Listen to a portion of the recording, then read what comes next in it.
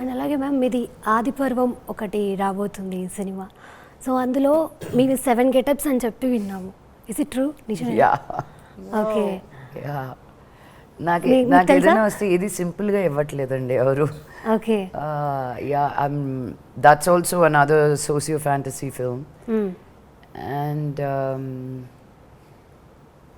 అది అతి త్వరలో రిలీజ్ కాబోతుంది. So I'm waiting for that also to happen soon enough.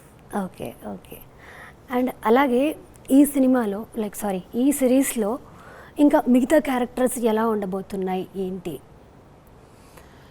I think each and every one మీరు చూస్తే జెమినీ సంజయ్ గారి దగ్గర నుంచి బామ్మ దగ్గర నుంచి మన కిడ్స్ వాళ్ళు కిడ్స్ ఎంతో ముద్దుగా చేశారు. అజయ్ గారి క్యారెక్టర్ దగ్గర నుంచి Ajay garu character is very very very powerful.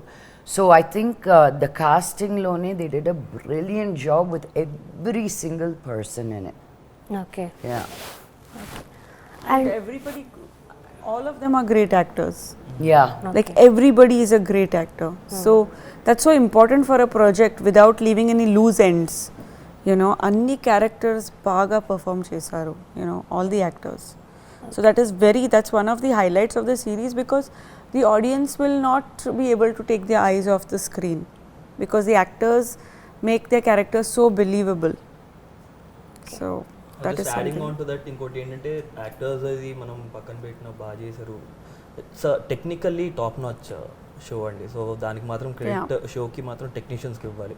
So VFX supervisor కానీ మా డిఓపి కానీ బ్యాక్గ్రౌండ్ స్కోర్ చేసేవాళ్ళు డైరెక్టర్ గారు.